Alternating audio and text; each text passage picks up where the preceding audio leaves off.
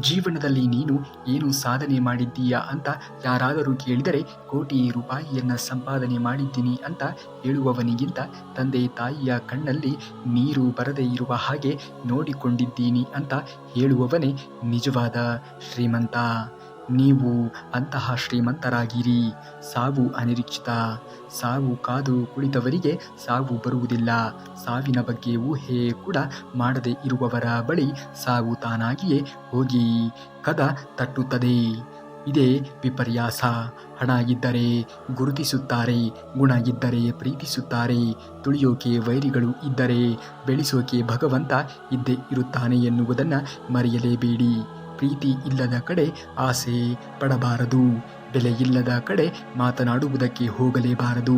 ದೂರ ಇಟ್ಟವರ ಹತ್ತಿರ ಎಂದಿಗೂ ಕೂಡ ಹೋಗಲೇಬಾರದು. ನಿನ್ನ ಕಡೆಗಣಿಸಿದವರನ್ನ ಎದುರು ನೋಡಲೇಬಾರದು. ನಮಗೆ ಸಿಗದೇ ಇರುವವರ ಮೇಲೆ ಆಸೆಯನ್ನು ಬೆಳೆಸಿಕೊಳ್ಳುವುದಕ್ಕೆ ಹೋಗಲೇಬಾರದು. ಗೌರವ ಎನ್ನುವುದು ಹಣ, ಆಸ್ತಿ, ಅಂತಸ್ತು ನೋಡಿ ಕೊಡುವುದಲ್ಲ. ನಿನ್ನ ಹತ್ತಿರ ಏನಿದ್ದರೂ ಕೂಡ, ಏನು ಇಲ್ಲದೇ ಇದ್ದರೂ ಕೂಡ ನಿನ್ನ ಮಾತಿಗೆ, ನಿನ್ನ ಗುಣಕ್ಕೆ, ನಿನ್ನ ಪ್ರೀತಿಗೆ ಕೊಡುವುದೇ ನಿಜವಾದ ಗೌರವ. ಅಂತಹ ಗೌರವ ಯಾರು ಕೊಡುತ್ತಾರೆಯೋ ಅಂಥವರ ಸ್ನೇಹವನ್ನು ಬೆಳೆಸಿಕೊಳ್ಳಿ. ಈ ಕಾಲದಲ್ಲಿ ಪ್ರಾಣಕ್ಕಿಂತ ಹೆಚ್ಚಾಗಿ ಪ್ರೀತಿ ಮಾಡಿದವರಿಗೆ ಪ್ರೀತಿ ಸಿಗುತ್ತೋ ಇಲ್ಲವೋ ಗೊತ್ತಿಲ್ಲ.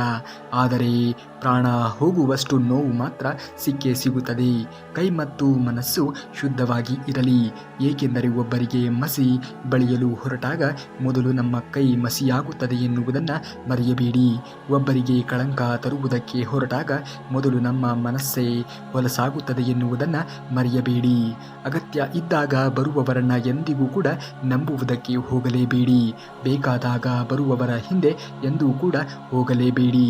ಬೇಡ ಅಂತ ಹೋದವರನ್ನ ನೆನಪಿಸಿ ಕೊರಗಬೇಡಿ. ನನ್ನ ನಂಬಿ ಬಂದವರನ್ನ ಎಂದಿಗೂ ಕೂಡ ಕೈ ಬಿಡಲೇಬಾರದು ಅನ್ನುವಂತಹ ಆತ್ಮವಿಶ್ವಾಸ ಇರಲಿ. ಸುಳ್ಳು ಹೇಳಿ ಒಳ್ಳೆಯವನು ಎಂದು ಕರೆಸಿಕೊಳ್ಳುವ ಬದಲು ಸತ್ಯವನ್ನ ಹೇಳಿ ಕೆಟ್ಟವನಾದರೂ ಕೂಡ ಪರವಾಗಿಲ್ಲ. ಏಕೆಂದರೆ ಸುಳ್ಳಿನ ಮುಖವಾಡ ಒಂದಲ್ಲ ಒಂದು ದಿನ ಕಳಚಿ ಬೀಳುತ್ತದೆ. ಮುಖವಾಡ ಇಲ್ಲದೆ ಇರುವಂತಹ ಸತ್ಯ ಶಾಶ್ವತವಾಗಿ ಹೃದಯದಲ್ಲಿ ನೆಲೆಸುತ್ತದೆ. ಯಾವಾಗಲೂ ಕೂಡ ಸತ್ಯವನ್ನ ನುಡಿಯುವಂತಹ ಜೀವನ ಎನ್ನುವುದು ನಿಮ್ಮದಾಗಬೇಕು. ಬಡವ ದುಡ್ಡಿಗಾಗಿ ಕತ್ತೆಯಂತೆ ದುಡಿಯುತ್ತಾನೆ. ಶ್ರೀಮಂತ ದುಡ್ಡನ್ನ ಕತ್ತೆಗಿಂತಲೂ ಕೂಡ ಕಡೆಯಾಗಿ ದುಡಿಸಿಕೊಳ್ಳುತ್ತಾನೆ. ಅದಕ್ಕಾಗಿ ಶ್ರೀಮಂತರು ಮತ್ತಷ್ಟು ಶ್ರೀಮಂತರಾಗುತ್ತಾರೆ. ಬಡವ ಬಡವನಾಗಿಯೇ ಉಳಿದು ಬಿಡುತ್ತಾನೆ. ಸಂಬಂಧ ಹೀಗಿರಬೇಕು ಅಂದರೆ ಮಾತನಾಡಿದರೆ ಸಂತೋಷ ಆಗಬೇಕು, ಕೋಪಗೊಂಡರೆ ಭಯ ಆಗಬೇಕು, ಕಷ್ಟ ಹೇಳಿಕೊಂಡರೆ ಸಮಾಧಾನ ಆಗಬೇಕು, ತಪ್ಪು ಆದರೆ ಜೊತೆಗೂಡಿ ಪರಿಹರಿಸಬೇಕು. ಹಾಗಾಗಿ ಈ ಸಂಬಂಧ ಎನ್ನುವುದು ಆ ರೀತಿಯಾಗಿ ಇರಬೇಕು. ಹಣ ಇಲ್ಲದೆ ಇದ್ದಾಗ ಮಕ್ಕಳನ್ನು ಸಾಕುವುದು ತುಂಬಾನೇ ಸುಲಭ. ಅದೇ ಹಣ ಇದ್ದಾಗ ಮಕ್ಕಳನ್ನು ಸಾಕುವುದಕ್ಕೆ ತುಂಬಾನೇ ಕಷ್ಟಪಡಬೇಕಾಗುತ್ತದೆ. ಬಡವನ ಮನೆ ಮುಂದೆ ಬರೆದಿರುತ್ತಾರೆ ಸ್ವಾಗತ ಎಂದು, ಶ್ರೀಮಂತರ ಮನೆಯ ಮುಂದೆ ಬರೆದಿರುತ್ತಾರೆ ನಾಯಿ ಇದೆ ಎಚ್ಚರಿಕೆ ಎಂದು. ನಾವು ಹಣದಿಂದ ಬಡವನಾದರೂ ಕೂಡ ಚಿಂತೆಯಿಲ್ಲ, ಆದರೆ ಮನಸ್ಸಿನಿಂದ ಶ್ರೀಮಂತರಾಗಿ ಇರಬೇಕು. ದುಡಿಯುತ್ತಿದ್ದಾಗ ದುಡ್ಡನ್ನು ನೀನು ಉಳಿಸಿದರೆ ಮುಂದೊಂದು ದಿನ ದುಡಿಯದೇ ಇದ್ದಾಗ ದುಡ್ಡು ನಿನ್ನನ್ನು ಉಳಿಸುತ್ತದೆ. ಜೊತೆಯಾಗಿ ಬದುಕುವವರ ನಡುವೆ ಪ್ರೀತಿ ಇರುತ್ತೋ ಇಲ್ಲವೋ ಗೊತ್ತಿಲ್ಲ. ಜೊತೆಯಾಗಿ ಬದುಕುವ ಅದೃಷ್ಟ ಅಂತೂ ಇದ್ದೇ ಇರುತ್ತದೆ. ಯಾರೇ ಆಗಲಿ ಮರ್ಯಾದೆ ಹೋಯಿತು ಅಂತ ಚಿಂತಿಸಿ ಸಾವಿನ ದಾರಿ ಹುಡುಕುವುದು ಸೂಕ್ತವಲ್ಲ. ಒಮ್ಮೆ ಕಣ್ಣು ಬಿಟ್ಟು ಸರಿಯಾಗಿ ನೋಡಿ. ನಿಮ್ಮ ಸುತ್ತಮುತ್ತ ಇರುವವರು ಮೂರು ಬಿಟ್ಟವರೇ ಆಗಿರುತ್ತಾರೆ. ಸ್ವಂತ ಶ್ರಮದಿಂದ ಮುಂದುವರಿಯುವುದನ್ನು ಕಲಿತುಕೊಳ್ಳಿ. ಕೆಲವರು ನಮಗೆ ನೋವಾದಾಗ ನಮ್ಮ ನೋವನ್ನು ದೇವರ ಬಳಿ ಹೇಳಿಕೊಳ್ಳುತ್ತಾರೆ. ಏಕೆ ಗೊತ್ತಾ? ಮನುಷ್ಯನ ಬಳಿ ಹೇಳಿದರೆ ಅವನು ಬೇರೆಯವರ ಬಳಿ ಆಡಿಕೊಂಡು ನಗುತ್ತಾರೆ. ಆದರೆ ದೇವರು ಯಾರಲ್ಲಿಯೂ ಕೂಡ ಹೇಳುವುದಕ್ಕೆ ಹೋಗುವುದೇ ಇಲ್ಲ. ಹಾಗಾಗಿ ನಿಮ್ಮ ನೋವುಗಳನ್ನು, ನಿಮ್ಮ ಸಂಕಟಗಳನ್ನು ದೇವರ ಬಳಿಯಲ್ಲಿ ಹೇಳಿ. ನಮ್ಮನ್ನು ಯಾರೂ ಕೂಡ ಗೌರವಿಸುವುದಿಲ್ಲ ಎಂದು ನೋವು ಪಡುವುದಕ್ಕೆ ಹೋಗಬೇಡ. ಬಟ್ಟೆಗಳ ಅಂಗಡಿಯಲ್ಲಿ ಒಬ್ಬರಿಗೆ ಇಷ್ಟವಾಗದೇ ಇರುವಂತಹ, ಒಬ್ಬರು ಇಷ್ಟಪಡದೆ ಬಿಟ್ಟು ಹೋಗಿರುವಂತಹ ಬಟ್ಟೆಗಳು ಮತ್ತೊಬ್ಬರಿಗೆ ಬಹಳನೇ ಇಷ್ಟವಾಗುತ್ತದೆ. ಮುಖ ನೋಡಿ ಬರುವ ಪ್ರೀತಿ ಸುಖ ನೋಡಿ ಎಂದಿಗೂ ಕೂಡ ಬರುವುದಿಲ್ಲ. ಹಣ ನೋಡಿ ಬರುವ ಪ್ರೀತಿ ಗುಣ ಕೊಡುವುದಕ್ಕೆ ಸಾಧ್ಯವೇ ಇಲ್ಲ. ಮನಸ್ಸು ನೋಡಿ ಬರುವಂತಹ ಪ್ರೀತಿ ಯಾವತ್ತಿಗೂ ಕೂಡ ನಿಮಗೆ ಮೋಸ ಮಾಡುವುದಕ್ಕೆ ಸಾಧ್ಯವೇ ಇಲ್ಲ. ಹೊಟ್ಟೆಯಲ್ಲಿ ಹೋದ ವಿಷ ಒಬ್ಬರನ್ನ ಮಾತ್ರ ಸಾಹಿಸುತ್ತದೆ, ಆದರೆ ಕಿವಿಯಲ್ಲಿ ಹೋದಂತಹ ವಿಷ ಬಹಳಷ್ಟು ಸಂಬಂಧಗಳನ್ನು ಹಾಳು ಮಾಡುತ್ತದೆ. ಬುದ್ಧಿ ಇದ್ದವನು ಯುದ್ಧವನ್ನು ಗೆಲ್ಲುತ್ತಾನೆ, ಗುಣ ಇದ್ದವನು ಮನಸ್ಸನ್ನು ಗೆಲ್ಲುತ್ತಾನೆ, ಆದರೆ ತಾಳ್ಮೆಯಿದ್ದವನು ಜಗತ್ತನ್ನೇ ಗೆಲ್ಲುತ್ತಾನೆ. ಯಾವಾಗಲೂ ಕೂಡ ಮನುಷ್ಯನಲ್ಲಿ ತಾಳ್ಮೆಯನ್ನು ಬೆಳೆಸಿಕೊಳ್ಳಬೇಕಾಗಿರುವುದು ತುಂಬಾ ಮಹತ್ವವಾದದ್ದು. ಹಕ್ಕಿ ಇಲ್ಲದ ಗೂಡು, ಪ್ರೀತಿ ಇಲ್ಲದೆ ಇರುವಂತಹ ಹೃದಯ, ಆಸೆ ಇಲ್ಲದೆ ಇರುವಂತಹ ಜೀವನ, ಕನಸೆ ಇಲ್ಲದೆ ಇರುವಂತಹ ಕಣ್ಣುಗಳು, ಸ್ನೇಹಿತರೆ ಇಲ್ಲದೆ ಇರುವಂತಹ ಈ ಜಗತ್ತು, ಉಸಿರು ಇಲ್ಲದೆ ಇರುವಂತಹ ಜೀವನ. ಜವಾಬ್ದಾರಿ ಇಲ್ಲದವನು ಮುಂಜಾನೆ ಏಳುವುದಕ್ಕೆ 100 ಬಾರಿ ಯೋಚನೆಗಳನ್ನು ಮಾಡುತ್ತಾನೆ. ಜವಾಬ್ದಾರಿ ಇದ್ದವನು ನಿದ್ರೆಯಲ್ಲಿಯೂ ಕೂಡ ಎದ್ದು ಇರುತ್ತಾನೆ. ಕೋಪ ಮಾಡಿಕೊಳ್ಳುವವರನ್ನ ಯಾವತ್ತಿಗೂ ಕೂಡ ಅವಮಾನಿಸುವುದಕ್ಕೆ, ದೂರ ತಳ್ಳುವುದಕ್ಕೆ ಹೋಗಬೇಡಿ. ಕೋಪದ ಹಿಂದೆ ಕಲ್ಪನೆಗೂ ಕೂಡ ಸಿಗದೇ ಇರುವಷ್ಟು ಪ್ರೀತಿ ಇರುತ್ತದೆ ಎನ್ನುವುದನ್ನು ಮರೆಯಬೇಡಿ.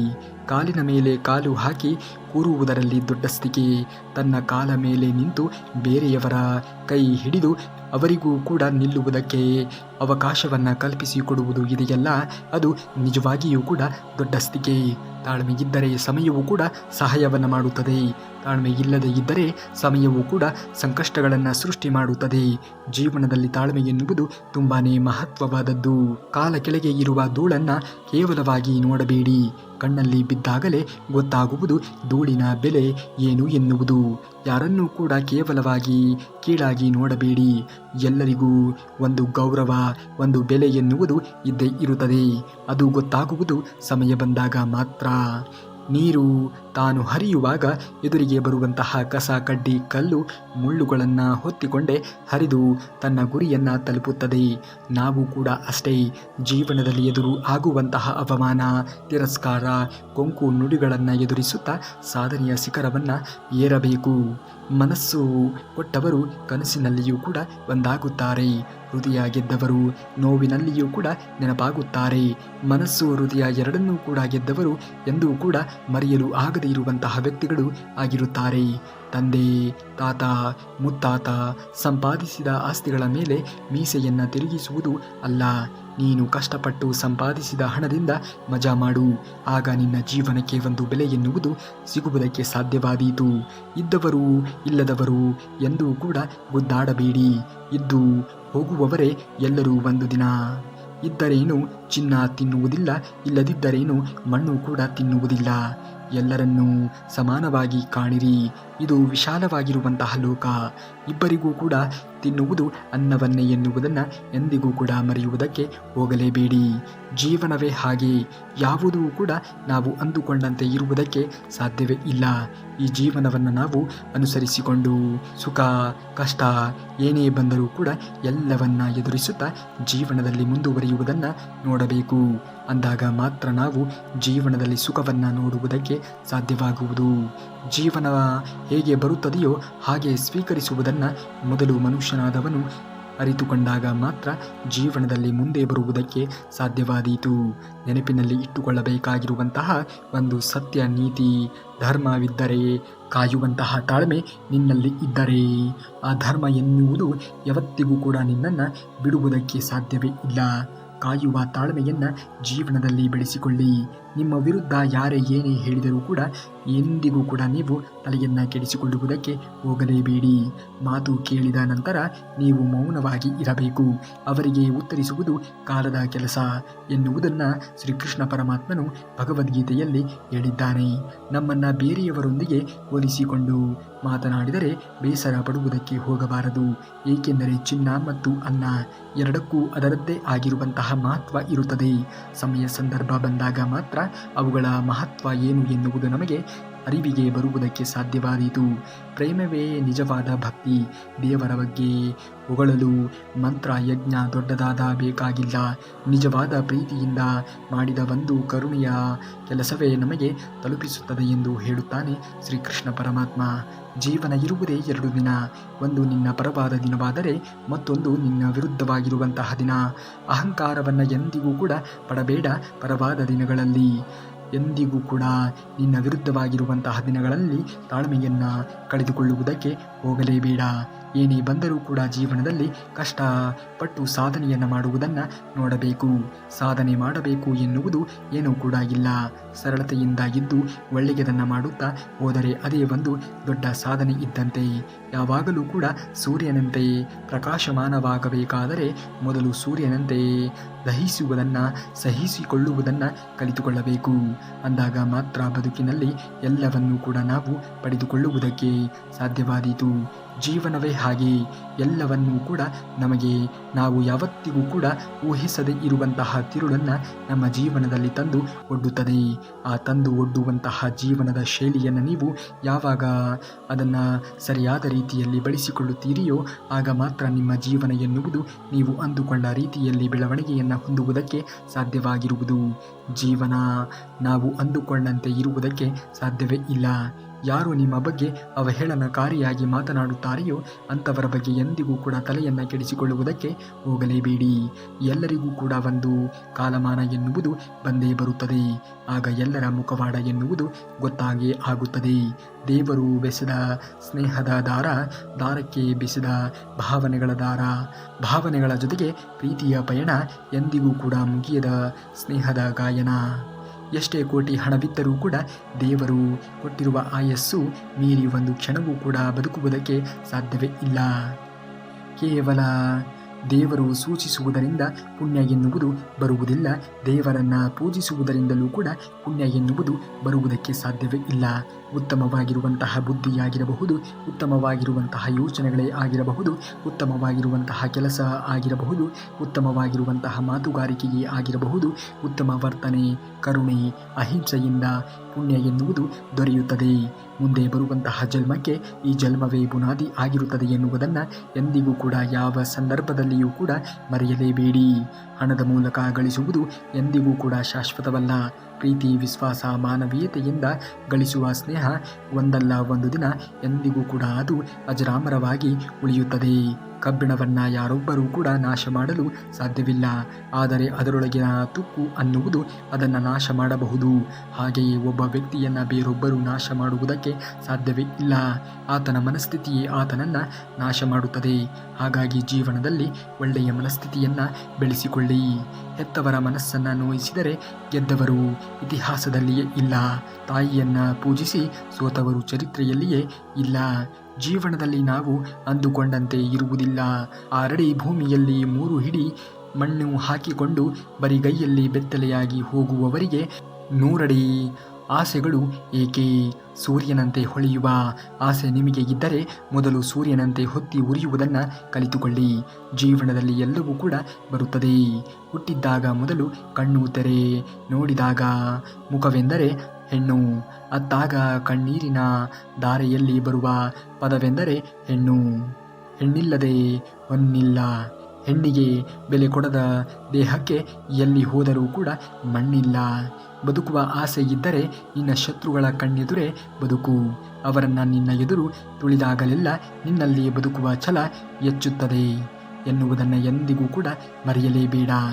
ಏಣಿಯನ್ನು ಹತ್ತಿದ ಮೇಲೆ ಒದ್ದು ಬೀಳಿಸುವುದು ಸುಲಭ, ಆದರೆ ಎಂದಿಗೂ ಕೂಡ ಮೇಲೆಯೇ ಕೂರಲು ಸಾಧ್ಯವಿಲ್ಲ ಎನ್ನುವುದನ್ನು ಮರೆಯಬಾರದು. ಏರಲು ಎಂದಿಗೂ ಕೂಡ ನಾವು ಮುಂದೆ ಹೋದ ಮೇಲೆ ಮತ್ತೆ ಕೆಳಗೆ ಇಳಿಯಲೇಬೇಕು ಎನ್ನುವ ಸತ್ಯವನ್ನು ಅರಿತು ಜೀವನವನ್ನು ಮಾಡಿ. ಮನಸ್ಸಿಗೆ ಮದವೇರಿದಾಗ ಸ್ಮಶಾನದಲ್ಲಿ ತಿರುಗಾಡಿ ಬರಬೇಕಂತೆ. ಏಕೆಂದರೆ ಅಲ್ಲಿ ನಾನು ನನ್ನಿಂದಲೇ ಎಂದು ಹೇಳಿದ ಅದೆಷ್ಟೋ ಜನ ಮಣ್ಣಲ್ಲಿ ಮಣ್ಣಾಗಿರುವುದನ್ನು ನಾವು ಕಾಣಬಹುದು. ಜನಿಸಿದಾಗಲೂ ಕೂಡ ಬೆತ್ತಲು, ನಿನ್ನ ಮರಣ ಹೊಂದಿದಾಗಲೂ ಕೂಡ ಬೆತ್ತಲು. ನಿನ್ನ ಮಧ್ಯೆ ಸ್ವಲ್ಪ ನಡೆದಾಡುತ್ತೀಯಾ ಎನ್ನುವ ಕಾರಣಕ್ಕೆ ಅಹಂಕಾರವನ್ನು ಪಡುವುದಕ್ಕೆ ಏಕೆ ಹೋಗುತ್ತೀಯಾ? ಜೀವನದಲ್ಲಿ ಏನೋ ಕಳೆದುಕೊಂಡೆ ಎಂದು ದುಃಖಿಸುವುದಕ್ಕೆ ಹೋಗಬೇಡ. ಬದಲಾಗಿ ಮುಂದೆ ಸಿಗುವುದು ಅದಕ್ಕಿಂತಲೂ ಕೂಡ ಹೆಚ್ಚು ಖುಷಿಯನ್ನು ಕೊಡುತ್ತದೆ ಅನ್ನುವ ನಂಬಿಕೆಯನ್ನು ಇಡು. ಸಿಗಲಾರದ್ದನ್ನು ಕಾಯುವ ಬದಲು ಸಿಗುವ ಕಡೆ ಹೆಜ್ಜೆಯನ್ನು ಇಡು. ನಿನ್ನ ಹೆಜ್ಜೆ ಬಲಿಷ್ಠವಾಗುತ್ತದೆ. ಅದರಿಂದ ದೊರೆಯುವ ಖುಷಿ ದೊಡ್ಡದಾಗಿಯೇ ಇರುತ್ತದೆ ಎನ್ನುವುದನ್ನು ಮರೆಯಲೇಬೇಡ. ಯಾವುದಕ್ಕಾಗಿ ಚಿಂತೆ, ಯಾವುದಕ್ಕಾಗಿ ದುಃಖ ಪಡುತ್ತೀಯಾ? ನಿನ್ನ ಇದ್ದ ಖುಷಿನೇ ಇವತ್ತು ಇಲ್ಲ, ನಿನ್ನೆ ಇದ್ದ ಖುಷಿನೇ ಇವತ್ತು ಇಲ್ಲ ಅಂದ ಮೇಲೆ ಇವತ್ತು ಇರುವ ದುಃಖ ನಾಳೆ ಇರುತ್ತದೆಯೇ? ಈ ಜಗತ್ತಿನ ಸೃಷ್ಟಿಯಲ್ಲಿ ಯಾವುದು ಕೂಡ ಶಾಶ್ವತವಾಗಿರುವುದಕ್ಕೆ ಸಾಧ್ಯವೇ ಇಲ್ಲ. ಮಾಡುವ ಪ್ರತಿಯೊಂದು ಪಾಪವೂ ಕೂಡ ಸಾಲವಿದ್ದಂತೆ. ಎಂದು ಒಂದು ದಿನ ಬಡ್ಡಿ ಸಮೇತವಾಗಿ ಕಟ್ಟಲೇಬೇಕು. ಮಾಡುವ ಪ್ರತಿ ಒಳ್ಳೆಯ ಕೆಲಸ ಉಳಿತಾಯ ಖಾತೆಯಲ್ಲಿ ಜಮಾ ಮಾಡಿದಂತೆ. ಕಷ್ಟಕಾಲದಲ್ಲಿ ಅವು ನಮಗೆ ಸಹಾಯಕ್ಕೆ ಬಂದೇ ಬರುತ್ತದೆ. ದೇಹಕ್ಕೆ ಹಸಿವಾದರೆ ಪ್ರವಾಸದ ಅಗತ್ಯವುಂಟು. ಹಾಗೆಯೇ ಮನಸ್ಸಿನ ಹಸಿವಿಗೆ ಪ್ರಾರ್ಥನೆಯ ಅಗತ್ಯವುಂಟು. ಪ್ರಸಾದ ಸೇವನೆಯಲ್ಲಿಯೂ ಕೂಡ ಪ್ರಾರ್ಥನೆಯಲ್ಲಿಯೂ ಕೂಡ ಏಕಾಗ್ರತೆ ಎನ್ನುವುದು ಅವಶ್ಯಕ. ಸುಖಕ್ಕೆ 100 ಜನ, ದುಃಖಕ್ಕೆ 3 ಜನ, ಮದುವೆಗೆ 3 ಜನ, ಸಭೆಗೆ ಲಾರಿ ಜನ, ಸತ್ತಾಗ 4 ಜನ. ಅವರ ಹಿಂದೆ ಸತ್ತವನ ಕೀರ್ತಿ ಎತ್ತಿ ಹಿಡಿಯಲು ಅವನ ಯೋಗ್ಯತೆಯನುಸಾರ ಜನಗಳೊಡನೆ ನಮ್ಮ ಜೀವನ ಎನ್ನುವುದು ಸಾಗುತ್ತಾ ಹೋಗುತ್ತದೆ. ಬಂಗಾರ ತಟ್ಟೆಯಲ್ಲಿ ಉಂಡು ಬೆಳ್ಳಿ ಲೋಟದಲ್ಲಿ ನೀರು ಕುಡಿಯುತ್ತಿದ್ದವನ ಶವವನ್ನು 3 ಸುತ್ತು ಸುತ್ತಿ ಒಡೆದದ್ದು ಮಣ್ಣಿನ ಮಡಕೆಯೇ ಹೊರತು ಚಿನ್ನ, ಬೆಳ್ಳಿ, ಬಂಗಾರ ಅಲ್ಲ. ತವರ ಮನೆಯಿಂದ ಬಂಗಾರವನ್ನು ತರುವ ಹೆಣ್ಣಿಗಿಂತ ಸಂಸ್ಕಾರವನ್ನು ತರುವ ಹೆಣ್ಣಿಗೆ ಬೆಲೆ ಕೊಡಿ. ಏಕೆಂದರೆ ಬಂಗಾರಕ್ಕೆ ಬೆಲೆ ಕಟ್ಟಬಹುದು, ಆದರೆ ಸಂಸ್ಕಾರಕ್ಕೆ ಬೆಲೆಯನ್ನು ಕಟ್ಟುವುದಕ್ಕೆ ಸಾಧ್ಯವೇ ಇಲ್ಲ. ಈ ಸತ್ಯವನ್ನು ಅರಿತು ಜೀವನವನ್ನು ಮಾಡಿ. ಜ್ಞಾನ ಎನ್ನುವುದು ದೀಪ ಮತ್ತು ಎಣ್ಣೆ ಇದ್ದಂತೆ. ದೀಪಕ್ಕೆ ಎಣ್ಣೆ ಸುರಿದಷ್ಟು ಪ್ರಕಾಶಮಾನವಾಗಿ ಉರಿಯುತ್ತದೆ. ಉಳದೆಯೇ ಬಿತ್ತ ಬೀಜ ಬೆಳೆಯದೆಯೇ ಪೈರು ಕಟಾವಿಗೆ ಬರುವುದಿಲ್ಲ. ಬೆವರು ಸುರಿಸದೆಯೇ ಸಿರಿ ಕೈಗೆ ಸೇರುವುದೇ ಇಲ್ಲ. ನೀವು ಯಾವುದೇ ಆಗಲಿ ಕಷ್ಟಪಡದೆ ಸುಖ ಸಿಗುವುದಕ್ಕೆ ಸಾಧ್ಯವೇ ಇಲ್ಲ. ಕೃಷ್ಣ ಪರಮಾತ್ಮನು ಹೇಳುತ್ತಾನೆ, ನಿನ್ನ ಕೆಲಸವನ್ನು ನೀನು ಮಾಡುತ್ತಾ ಮುಂದುವರಿ. ನಿನಗೆ ಯಾವಾಗ ಏನನ್ನು ಕರುಣಿಸಬೇಕೋ ಅದನ್ನು ನಾನು ಖಂಡಿತವಾಗಿಯೂ ಕೂಡ ಕರುಣಿಸುತ್ತೇನೆ ಎಂದು ಹೇಳುತ್ತಾನೆ. ನಿನ್ನ ಹತ್ತಿರ ಹಣ, ಆಸ್ತಿ ಎಲ್ಲ ಇದೆ ಅಂತ ಅಹಂಕಾರವನ್ನು ಪಡಬೇಡ. ಏಕೆಂದರೆ ರಾತ್ರಿ ಎಲ್ಲ ಕಷ್ಟಪಟ್ಟು ಅರಳುವ ಹೂವಿಗೂ ಕೂಡ ಗೊತ್ತಿಲ್ಲ ಬೆಳಗ್ಗೆ ಆದ ಮೇಲೆ ನನ್ನ ಪ್ರಯಾಣ ದೇವರ ಸ್ಥಾನಕ್ಕೋ ಇಲ್ಲ ಸ್ಮಶಾನಕ್ಕೋ ಅಂತ. ಮನಸ್ಸಿಟ್ಟು ಕಲಿತ ಅಕ್ಷರ, ಮೈ ಬಗ್ಗಿಸಿ ದುಡಿದು ತಿನ್ನುವಂತಹ ಅನ್ನ, ಕಷ್ಟಪಟ್ಟು ಗಳಿಸಿರುವಂತಹ ಸಂಪಾದನೆ, ಇಷ್ಟದಿಂದ ಮಾಡುವಂತಹ ದೈವ ಭಕ್ತಿ ಯಾರನ್ನೂ ಕೂಡ ಯಾವತ್ತಿಗೂ ಕೂಡ ಕೈ ಬಿಡುವುದಕ್ಕೆ ಸಾಧ್ಯವೇ ಇಲ್ಲ. ಸಾಲ ಮಾಡದೆಯೇ ಬದುಕಿ ತೋರಿಸುವವರೇ ಶ್ರೀಮಂತ. ಸಾಲಕ್ಕಾಗಿ ಪರದಾಡುವವನೇ ಬಡವ. ಸಾಲ ಕೊಟ್ಟು ಅಲೆದಾಡುವವನೇ ಭಿಕ್ಷಕ. ನೆಮ್ಮದಿಯ ಜೀವನದ ಸವಿಯನ್ನು ಅನುಭವಿಸುವವನೇ ಲೋಕಜ್ಞಾನಿ. ಸುಟ್ಟು ಹೋದ ನಂತರ ಮೇಣದ ಬತ್ತಿಗೆ ಗೊತ್ತಾಯಿತಂತೆ, ನನ್ನನ್ನು ಸುಟ್ಟು ಬೇರೆ ಯಾರೋ ಅಲ್ಲ ತನ್ನೊಳಗೆ ಇರುವಂತಹ ದಾರವೇ ಎಂದು. ಹಾಗೆ ನಮ್ಮವರೇ ನಮಗೆ ಮೋಸವನ್ನು ಮಾಡುತ್ತಾರೆ. ಈಗಿನ ಕಾಲವೇ ಹಾಗಾಗಿದೆ. ಹಾಗಾಗಿ ಇಂದಿನ ಕಾಲದಲ್ಲಿ ಯಾರಾದರ ಮೇಲೆ ನಂಬಿಕೆಯನ್ನು, ವಿಶ್ವಾಸವನ್ನು ಗಳಿಸಬೇಕು ಅಥವಾ ಗಳಿಸಿಕೊಳ್ಳುವುದಕ್ಕೆ ಸಾಧ್ಯವಾದೀತು ಅಂದರೆ 100 ಬಾರಿ ಯೋಚನೆಗಳನ್ನು ಮಾಡಬೇಕು. ಕಾದುಗಳನ್ನು ಒದ್ದೆ ಮಾಡಿಕೊಳ್ಳದೆ ಸಮುದ್ರ ದಾಟುವುದು, ಆದರೆ ಕಣ್ಣನ್ನು ಒದ್ದೆ ಮಾಡಿಕೊಳ್ಳದೆ ಜೀವನವನ್ನು ಸಾಗಿಸುವುದಕ್ಕೆ ಸಾಧ್ಯವೇ ಇಲ್ಲ. ಕಣ್ಣುಗಳು ತಮ್ಮನ್ನು ತಾವು ನೋಡಿಕೊಳ್ಳುವುದು ಬಿಟ್ಟು ಉಳಿದಿದ್ದೆಲ್ಲವನ್ನ ನೋಡುತ್ತವೆ. ಹಾಗೆಯೇ ಜನರು ತಮ್ಮ ತಪ್ಪುಗಳನ್ನು ಬಿಟ್ಟು ಬೇರೆಯವರ ತಪ್ಪುಗಳನ್ನೇ ನೋಡುತ್ತಾ ಹೋಗುತ್ತಾರೆ. 1000 ಸೋಲುಗಳನ್ನು ಸೋಲಿಸಿ ಒಮ್ಮೆ ಗೆದ್ದು ಬಿಡು. ಗೆದ್ದ ದಿನ ನಿನ್ನ ಪ್ರತಿ ಸೋಲು ಕೂಡ, ಪ್ರತಿ ಕಣ್ಣೀರು ಇತಿಹಾಸದ ಪುಟದ ದೊಡ್ಡ ದೊಡ್ಡ ಅಕ್ಷರಗಳಲ್ಲಿ ಉಳಿಯುತ್ತವೆ. ಸಿಂಹಕ್ಕೆ ಯಾರೂ ಕೂಡ ಕಾಡಿನ ರಾಜನೆಂದು ಪಟ್ಟಾಭಿಷೇಕ ಮಾಡುವುದಿಲ್ಲ. ತನ್ನ ಶೌರ್ಯ ಪರಾಕ್ರಮದಿಂದ ಸಿಂಹವು ಕಾಡಿನ ರಾಜನಾಗಿರುತ್ತಾನೆ. ಹಾಗೆಯೇ ನಾವು ಕೂಡ ನಮ್ಮ ಧೈರ್ಯ, ಹಠ, ತಾಳ್ಮೆ ಮತ್ತು ಕಠಿಣವಾಗಿರುವಂತಹ ಪರಿಶ್ರಮದಿಂದ ರಾಜನಾಗಬೇಕೇ ವಿನಃ ಇನ್ನೊಬ್ಬರ ಗುಲಾಮಗಿರಿಯಿಂದ ಆಗಬಾರದು. ಜೀವನದಲ್ಲಿ ಯಾರನ್ನೂ ಕೂಡ ಅತಿಯಾಗಿ ಪ್ರೀತಿಸುವುದಕ್ಕೆ ಹೋಗಬೇಡಿ. ನಾಳೆ ಆತ ನಿಮ್ಮ ಶತ್ರುವು ಕೂಡ ಆಗಬಲ್ಲನು. ಜೀವನದಲ್ಲಿ ಯಾರನ್ನೂ ಕೂಡ ಅತಿಯಾಗಿ ದ್ವೇಷ ಮಾಡುವುದಕ್ಕೂ ಕೂಡ ಹೋಗಬೇಡಿ. ನಾಳೆ ಆತ ನಿಮ್ಮ ಮಿತ್ರನೂ ಕೂಡ ಆಗಬಹುದು. ಜಗತ್ತಿನಲ್ಲಿ ಸಮಯ ಎನ್ನುವುದು ಎಲ್ಲಕ್ಕಿಂತಲೂ ಕೂಡ ಶಕ್ತಿಶಾಲಿ. ಯಾವಾಗ ಬೇಕಾದರೂ ಕೂಡ ಅದು ಬದಲಾಗಬಹುದು. ಒಬ್ಬ ಒಳ್ಳೆಯ ವ್ಯಕ್ತಿಯಿಂದ ತಪ್ಪು ನಡೆದರೆ ಕ್ಷಮಿಸಿಬಿಡಿ. ಏಕೆಂದರೆ ಒಂದು ಒಳ್ಳೆಯ ಮುತ್ತು ಕಸದಲ್ಲಿ ಬಿದ್ದರೂ ಕೂಡ ಅದು ತನ್ನ ಮೌಲ್ಯವನ್ನು ಎಂದಿಗೂ ಕೂಡ ಕಳೆಯುವುದೇ ಇಲ್ಲ. ಯಾವ ಕಣ್ಣು ನಿಮ್ಮನ್ನು ನೋಡಲು ಬಯಸುತ್ತಾ ಇರುವುದಿಲ್ಲವೋ ಆ ಕಣ್ಣಿನತ್ತ ತಿರುಗಿಯೂ ಕೂಡ ನೋಡಬೇಡಿ. ನಿಮ್ಮನ್ನೇ ಹುಡುಕುವ ಕಣ್ಣುಗಳಿಂದ ನೀವು ಯಾವತ್ತಿಗೂ ಕೂಡ ಮರೆಯಾಗಬೇಡಿ. ಹೃದಯದಲ್ಲಿ ಪ್ರೀತಿಯೇ ತುಂಬಿದ್ದರೆ ವೈರಿಗಳಿಗೂ ಕೂಡ ಪ್ರೇಮಿಗಳು ಆಗಿರುತ್ತಾರೆ. ಮನಸ್ಸಿನಲ್ಲಿ ದ್ವೇಷವೇ ತುಂಬಿದ್ದರೆ ಪ್ರೇಮಿಗಳಿಗೂ ಕೂಡ ವೈರಿಗಳು ಆಗಿರುತ್ತಾರೆ.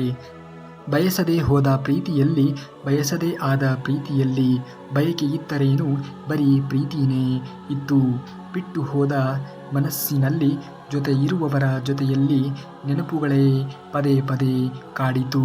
ಆಳವೇ ತಿಳಿಯದ ಸಾವಿರ ಸಂಬಂಧಗಳೊಂದಿಗೆ ಸಲುಹೆಯಿಂದ ಇರುವುದಕ್ಕಿಂತ ಅಂತರಾಳವನ್ನ ಅರಿತು ಒಂದು ಸದ್ರೋಹಿಯೊಂದಿಗೆ ಸ್ನೇಹ ಬೆಳೆಸಿಕೊಳ್ಳುವುದು ಶ್ರೇಷ್ಠ. ಊಟ ಬಡಿಸೋ ಅಷ್ಟು ಹೊತ್ತು ಮಾತ್ರ ಬಾಳೆ ಎಲೆ, ಊಟ ಆದ ಮೇಲೆ ಎಂಜಲು ಎಲೆ. ನಮ್ಮ ಜೀವನದಲ್ಲಿಯೂ ಕೂಡ ಅಷ್ಟೇ. ಅವಶ್ಯಕತೆ ಇದ್ದಾಗ ಮಾತ್ರ ನಾವು ಉಪಯೋಗ, ಅವಶ್ಯಕತೆ ಮುಗಿದ ಮೇಲೆ ನಾವ್ಯಾರೋ ಅಷ್ಟೇ ಈ ಜೀವನ. ಎಂದಿಗೂ ಕೂಡ ಯಾರ ಮೇಲೆಯೂ ಕೂಡ ಅತಿಯಾದ ವಿಶ್ವಾಸವನ್ನು ಇಟ್ಟುಕೊಳ್ಳುವುದಕ್ಕೆ ಹೋಗಲೇಬೇಡಿ. ನಿಮ್ಮ ಮೇಲೆ, ನಿಮ್ಮ ಆತ್ಮವಿಶ್ವಾಸದ ಮೇಲೆ ನಂಬಿಕೆ ಎನ್ನುವುದು ನಿಮಗೆ ಇರಬೇಕು. ಅಂದಾಗ ಮಾತ್ರ ಜೀವನದಲ್ಲಿ ಮುಂದೆ ಬರುವುದಕ್ಕೆ ಸಾಧ್ಯವಾದೀತು. ನೀವೇನಾದರೂ ಶ್ರೀಕೃಷ್ಣ ಪರಮಾತ್ಮನ ಭಕ್ತರೇ ಆಗಿದ್ದರೆ ತಪ್ಪದೆ ಈ ವಿಡಿಯೋಗೆ ಒಂದು ಲೈಕನ್ನು ಮಾಡಿ ಹಾಗೂ ಜೈ ಶ್ರೀಕೃಷ್ಣ ಪರಮಾತ್ಮ ಎಂದು ಕಮೆಂಟನ್ನು ಮಾಡಿ. ನಾಳೆಯ ಶ್ರೀಕೃಷ್ಣ ಪರಮಾತ್ಮನ ವಚನಾಮೃತದೊಂದಿಗೆ ಮತ್ತೆ ನಿಮ್ಮ ಮುಂದೆ ಬರುವವರೆಗೂ ಧನ್ಯವಾದ. ಕರುನಾಡಿಗೆ.